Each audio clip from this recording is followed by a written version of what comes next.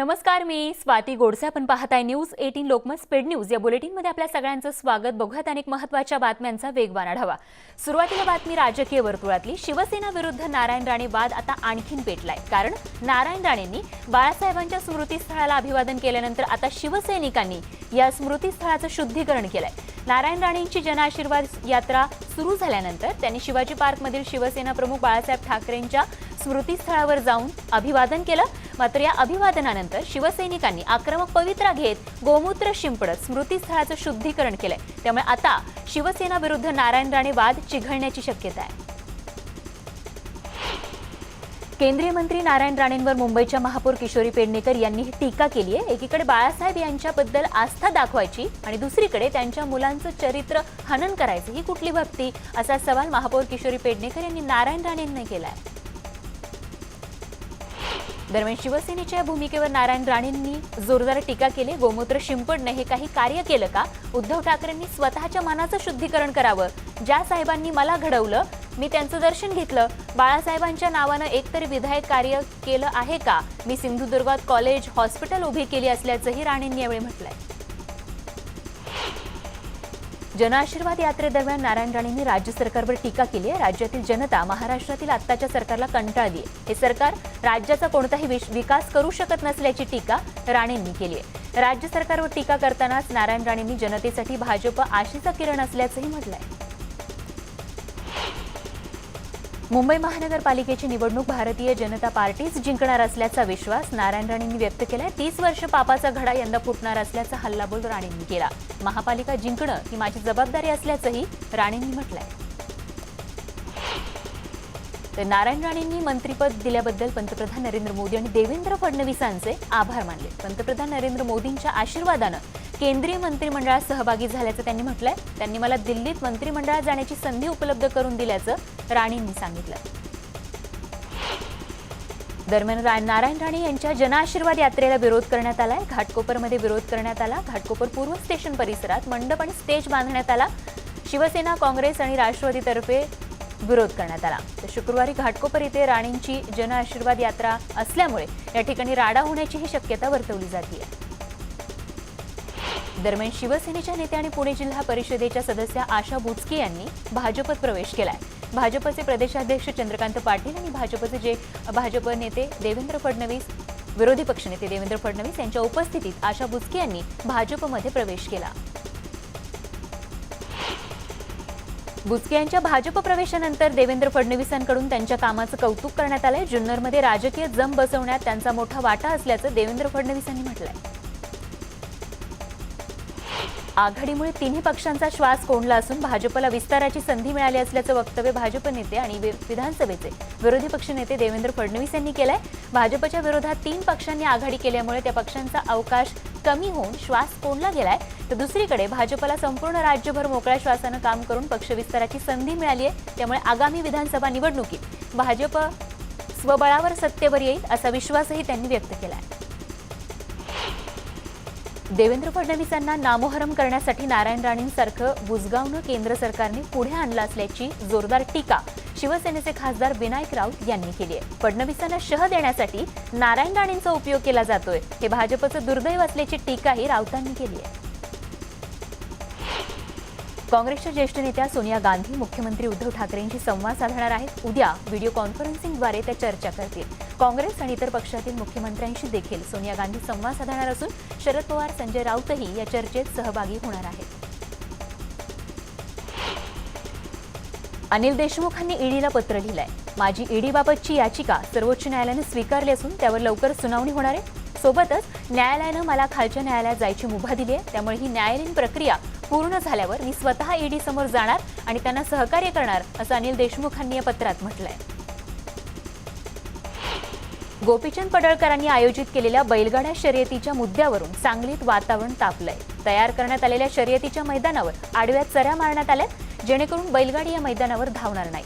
गोपीचंद पडळकरांनी आयोजित केलेल्या छकडा गाडी शर्यतीच्या पार्श्वभूमीवर आटपाडी तालुक्यातील 9 गावांमध्ये संचारबंदी ही लागू करण्यात आली आहे. त्यामुळे झरेजवळच्या 9 गावांमध्ये संचारबंदी राहणार असून या 9 गावांमध्ये इतर बाजूच्या परिसरातून बैलगाडीसह त्याच्या चालक मालकांनाही प्रवेश करण्यास मनाई आहे. बैलगाडी शर्यत होऊ नये यासाठी सरकार कामाला लागले. त्यांना एकच काम राहिलं असून त्यांना बैलगाडी शर्यत होऊ द्यायची नाहीये. झरे गावात बंदूक घेऊन पोलीस तैनात आहेत, पण शर्यत ही होणारच. तुम्हाला दंगल घडवायची आहे, शर्यत होणार आहे. लोकांच्या हक्कासाठी आम्ही शर्यत भरवत असल्याचं वक्तव्य गोपीचंद पडळकर यांनी केलंय. बैलगाडा शर्यतीला जाताना माजी राज्यमंत्री सदाभाऊ खोत यांना पोलिसांनी रोखून धरलं होतं. शुक्रवारी होणाऱ्या सांगलीच्या झरे इथे बैलगाडा शर्यतीत जात असताना पोलिसांनी ही कारवाई केली आहे. घटना दुरुस्ती झाली म्हणजे लगेच आरक्षण मिळेल असं होणार नाही. आरक्षण मिळवण्यासाठी अजूनही काही अडचणी असल्याचं संभाजीराजेंनी म्हटलंय. उद्या नांदेडमध्ये आंदोलनात ते आक्रमक भूमिका जाहीर करणार असल्याचं स्वतः त्यांनी सांगितलंय. तर संभाजीराजे मराठा क्रांती मोर्चाच्या 5व्या वर्धापन दिनासाठी औरंगाबादमध्ये होते. छत्रपती संभाजीराजे यांच्या नेतृत्वात शुक्रवारी नांदेडमध्ये मराठा समाजाचं मूक आंदोलन होणार आहे. या आंदोलनाची नांदेडमध्ये सकल मराठा समाजानं जय्यत तयारी केली आहे. नांदेडच्या छत्रपती शिवाजी महाराजांच्या पुतळा परिसरात हे सकाळी 10 वाजता आंदोलन होणार आहे. या आंदोलनाच्या निमित्तानं नांदेड शहर भगवेमय बनलंय. भिवंडी वसई रोडवरील मालोडी टोलनाका वसुली मनसे कार्यकर्त्यांनी बंद केलाय. भिवंडी तालुक्यातील अंजूर फाटा, खारबाव, कामन, चिंचोटी फाटा या दरम्यानच्या महामार्गाची खड्ड्यांमुळे दुरवस्था झाली आणि त्यामुळे या रस्त्याची दुरुस्ती करा, अन्यथा टोल वसुली बंद करा असा पवित्रा आता मनसेनं घेतलाय. केंद्रीय आरोग्य आणि कुटुंब कल्याण मंत्री डॉक्टर भारती पवार यांनी नंदुरबारमधील जिल्हा सामान्य रुग्णालयाला भेट दिली. या ठिकाणच्या पोषण पुनर्वसन केंद्र आणि नवजात बालकांच्या अतिदक्षता विभागाची त्यांनी पाहणी केली आहे. यावेळी स्तनदा माता यांना दिल्या जाणाऱ्या सुविधा आणि भोजनाबाबत त्यांनी संवाद साधला. त्यांना मिळत असलेल्या आरोग्य सुविधा पुरेशा आणि चांगल्या आहेत की नाहीत याबाबतही त्यांनी शहानिशा केली. अफगाणिस्तानमध्ये तालिबान्यांचं साम्राज्य आल्यानं याचा परिणाम सुक्या मेवावर होताना दिसतोय. अफगाणिस्तानमधून मोठ्या प्रमाणात सुका मेवा जो आहे त्याची आवक वाशीच्या एपीएमसी मार्केटमध्ये होत असते. मात्र आता तालिबाननं अफगाणिस्तानमध्ये घातलेल्या उन्मादामुळे सुक्या मेव्याची आवक मंदावणार असल्यानं दरात वाढ होताना दिसतीये. तर अफगाणिस्तानमध्ये तालिबान राज आल्यानं महाराष्ट्रावरही त्याचा परिणाम झाल्याचं दिसतोय. पंढरपुरातील केळी निर्यातदार शेतकरी अडचणीत सापडले असून अफगाणिस्तानातील केळी निर्यातीचे करार रद्द करण्यात आले. जळगाव जिल्ह्यातील सर्वात मोठं पाणलोट क्षेत्र असलेल्या हतनूर धरणाचे 6 दरवाजे पूर्णपणे उघडण्यात आलेत. हतनूर धरणातून तापी नदी पात्रात 19,700 क्युसेक वेगानं पाण्याचा विसर्ग सोडण्यात येतोय. गेल्या 3 दिवसांपासून हतनूर धरणाच्या पाणलोट क्षेत्रात झालेल्या पावसामुळे आणि विदर्भात झालेल्या मुसळधार पावसामुळे धरणातील पाणी पातळी वाढली आहे. गेल्या 3 दिवसांपासून यवतमाळ जिल्ह्यात जोरदार पाऊस सुरू आहे. या पावसामुळे ग्रामीण भागातील नद्या नाल्यांना पूरमय परिस्थिती बघायला मिळते. पूर आलेला आहे. उमरखेड तालुक्यातील दराटी गावात पाणी शिरल्यानं गावात हाहाकार माजलाय. अनेक घरांमध्येही पाणी शिरले, त्यामुळे घरातील धान्य आणि साहित्याचीही नासधूस झाली आहे. या गावातील नागरिक सध्या संकटात सापडले. वाशिम जिल्ह्यात झालेल्या जोरदार पावसाचा फटका स्थानिक नागरिकांना बसलाय. बेलखेड वाशिम या महामार्गावरील पूल वाहून गेल्याची घटना घडली आहे. त्यामुळे 49हून अधिक गावांचा वाशिम जिल्हा मुख्यालयाशी असलेला संपर्क तुटलाय.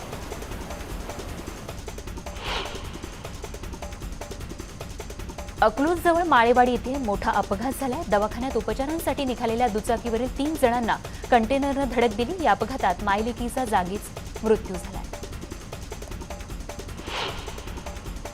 अहमदनगर जिल्ह्यातील कोपरगाव शहरात ऐन पावसाळ्यातही 8 दिवसाआड पिण्याचं पाणी मिळतंय. शहरवासियांना वारंवार पाणी टंचाईला सामोरं जावं लागतंय. गोदावरी नदीकाठी वसलेल्या कोपरगावच्या पाणी प्रश्नासाठी सामाजिक कार्यकर्ते राजेश मंटाला यांनी थेट पंतप्रधान आणि राष्ट्रपतींना साकडं घातलंय. तर न्यायालयीन लढा सुद्धा त्यांनी उभारलाय. परंतु अजूनही कोपरगावचा पाणी प्रश्न जैसे थेच आहे. चंद्रपुरात पुरातून जीवाची पर्वा न करता रोहित्र नेऊन वीज पुरवठा पूर्ववत केल्यामुळे धाडसी अभियंत्याचं कौतुक केलं जातंय. धाडसी कामाबाबत ऊर्जामंत्री नितीन राऊतांनी दखल घेतलेली आहे. या कर्मचाऱ्यांच्या धाडसाची आणि या कर्मचाऱ्यांचं अभिनंदन केलंय. बातमी नाशिकमधून. नाशिक शहरातील मध्यवर्ती परिसरात असलेल्या एका दुकानात आग लागल्याची घटना घडली. या आगीत दुकानाचं मोठं नुकसान झालंय. अग्निशमन दलाच्या जवानांनी मोठ्या शर्थीनं या आगीवर नियंत्रण मिळवलंय.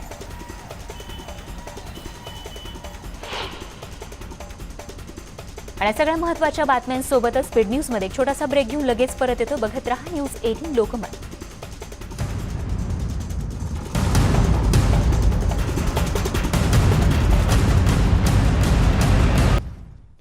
आपण पाहताय न्यूज 18 लोकमत स्पीड न्यूज मध्ये आपल्या सगळ्यांचं पुन्हा एकदा स्वागत. बघत आणखीन काही महत्त्वाच्या बातम्यांचा वेगवान आढावा.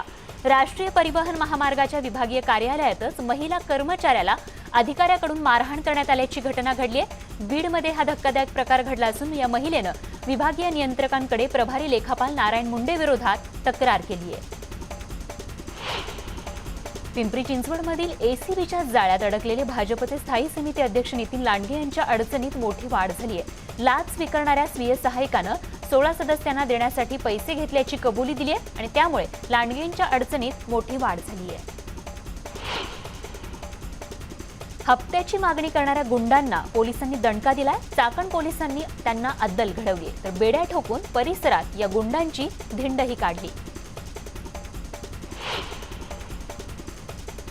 पुणे पोलीस आयुक्तालयाच्या प्रवेशद्वारावर जाळून घेतलेल्या सुरेश पिंगळे यांचा उपचारादरम्यान मृत्यू झालाय. आपल्यावर कोणतेही गुन्हे दाखल नसल्याचं सांगण्यासाठी अनेक दिवस ते पोलिसांकडे बाजू मांडत होते, पण पोलिसांनी याची दखल घेतली नसल्याचा आरोप करत पिंगळे यांनी आयुक्तालयासमोर स्वतःला पेटवून घेऊन आत्मदहनाचा प्रयत्न केला. यावेळी सुरेश पिंगळे हे गंभीररित्या जखमी झाले होते. अखेर त्यांचा उपचारादरम्यान मृत्यू झालाय. सुनील गावस्कर आणि सत्यसाईबाबा यांचा गौरव या चित्रकारानं एक चित्र रेखाटलंय. हे चित्र गावस्करांना दिलं असता त्यांना गहिवरून आल्याचं बघायला मिळालं. गावस्करांची सत्यसाईबाबांवरती भक्ती आहे आणि त्यामुळे त्यांचं चित्र रेखाटावं अशी त्यांची इच्छा होती आणि त्यांची हीच इच्छा गौरव या चित्रकारानं पूर्ण केल्यामुळे त्यांना आनंद झाला.